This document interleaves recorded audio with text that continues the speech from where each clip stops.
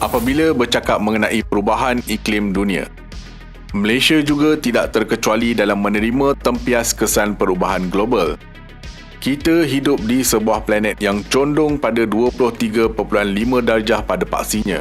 Lokasi negara kita pula terletak di doldrum Khatulistiwa, zon angin tenang yang berhampiran dengan Khatulistiwa. Akan tetapi sejauh mana ketenangan yang boleh dinikmati negara kita? Malaysia juga terlibat dalam kesan peningkatan paras air laut, banjir yang membawa kepada tanah runtuh dan kemarau. Menerusi kajian dan pengumpulan data dari Institut Penyelidikan Air Kebangsaan Malaysia, kita dijangka mengalami musim kemarau menjelang 2025 dan dijangka berlangsung selama 10 tahun. Sebelum tu, jangan lupa subscribe Astrolab dan on loceng notifikasi anda. Assalamualaikum dan salam angkasa dari Astrolab. Sekilas fakta, status cuaca panas yang perlu diketahui anda semua ialah: tahap pertama, suhu maksimum harian 35 darjah Celsius hingga 37 darjah Celsius sekurang-kurangnya 3 hari berturut-turut. Tahap kedua, suhu maksimum harian 37 darjah Celsius hingga 40 darjah Celsius sekurang-kurangnya 3 hari berturut-turut. Tahap ketiga, suhu maksimum melebihi 40 darjah Celsius sekurang-kurangnya 3 hari berturut-turut. Apa yang kita perlu tahu mengenai indeks kerpasan piawai? Indeks kerpasan piawai atau SPI ialah indeks yang digunakan secara meluas untuk mencirikan kemarau meteorologi pada julat skala masa.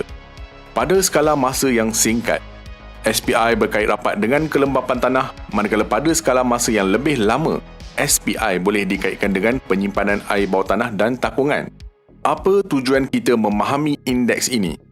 Ia memberi kita penjelasan mengenai tahap kemarau secara berperingkat. Menerusi Pusat Iklim Nasional, pemantauan status kemarau adalah seperti berikut. Tahap waspada, defisit jumlah hujan kumulatif untuk tempoh 3 bulan terkini melebihi dari 35% dari normal dan indeks SPI bulan terkini adalah kurang daripada negatif 1.5. Tahap amaran, defisit jumlah hujan kumulatif untuk tempoh 3 bulan dan 6 bulan terkini juga melebihi 35% dari normal. Dan indeks SPI 3 bulan terkini adalah kurang daripada negatif 1.5 serta tahap kemarau sebelumnya telah pun dikategorikan waspada. Tahap bahaya, defisit jumlah hujan kumulatif untuk tempoh 3 bulan dan 6 bulan terkini melebihi 35% dari normal.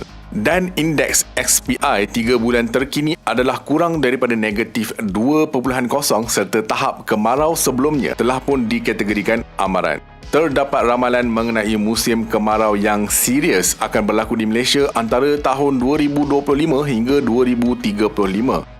Ramalan tersebut adalah sebahagian daripada hasil kajian ramalan yang dijalankan oleh Institut Penyelidikan Hidrolik Kebangsaan Malaysia (NAHRIM) bersama Unit Pemodenan Tadbiran dan Perancangan Pengurusan Malaysia mampu menggunakan kaedah Big Data yang mampu meramal perubahan iklim antara 90 dan 100 tahun akan datang, dan juga ramalan hasil laporan penilaian yang dibuat oleh Panel Perubahan Iklim Antarkerajaan IPCC. Kejadian musim kemarau yang dianalisis berdasarkan unjuran hujan untuk 2010 sehingga 2100 yang paling teruk diunjurkan berlaku dari 2025 hingga 2035 di Semenanjung Malaysia. Apa yang lebih memeranjatkan adalah data ini turut memberi amaran bahawa salah satu negeri di Malaysia bakal mengalami kesan paling teruk, Terengganu. Terengganu dijangka mengalami musim kemarau serius antara 2025 dan 2030 akibat fenomena El Nino dan diikuti banjir yang lebih kerap antara tahun 2030 dan 2035 selaras dengan kemunculan La Nina. Kaedah ini membantu dalam ramalan unjuran 100 tahun cuaca negara. Sekarang anda tentu tertanya-tanya, apa itu El Nino? Jika anda ingin memahami betapa saling berkaitnya planet kita, bagaimana corak dan peristiwa di satu tempat boleh menjejaskan kehidupan di separuh dunia, kajilah El Nino. Peralihan episodik angin dan arus air merentasi Pasifik Khatulistiwa boleh menyebabkan banjir di padang pasir Amerika Selatan sambil menghalang dan mengeringkan monsun di Indonesia, dan India. Corak peredaran atmosfera yang meningkatkan ribut taufan di Pasifik juga boleh melempiaskannya ke atas Atlantik. Populasi ikan di satu bahagian lautan akan mati, sementara yang lain meneruskan kemandirian spesies. Jika ikan di dalam laut pun boleh mati, ini kan kita di atas daratan. Semasa peristiwa El Nino, air permukaan di tengah dan timur lautan Pasifik menjadi lebih panas dengan ketara. Perubahan itu berkait rapat dengan atmosfera dan angin yang bertiup ke atas Pasifik yang luas. Angin pasat timur laut yang bertiup dari benua Amerika ke arah Asia berganjak dan bahkan boleh bertukar menjadi angin barat. Ini membolehkan sejumlah besar air suhu tinggi mengalir dari Pasifik Barat ke arah benua Amerika. Ia juga mengurangkan timbunan air yang lebih sejuk dan kaya dengan nutrien dari dalam. Peredaran udara di atas lautan Pasifik tropika bertindak balas terhadap pengagihan semula haba lautan yang luar biasa ini.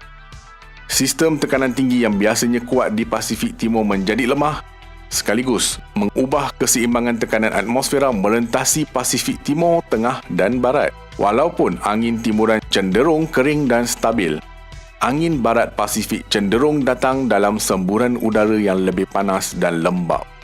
Oleh kerana keluasan lembangan Pasifik meliputi 1/3 daripada planet ini, perubahan angin dan kelembapan ini disalur ke seluruh dunia, mengganggu corak peredaran seperti aliran jet. Kita sedia maklum peralihan berskala besar dalam angin dan perairan Pasifik ini mencetuskan El Nino. Apa yang kita tidak tahu ialah faktor yang mencetuskan peralihan. Ini masih menjadi misteri saintifik.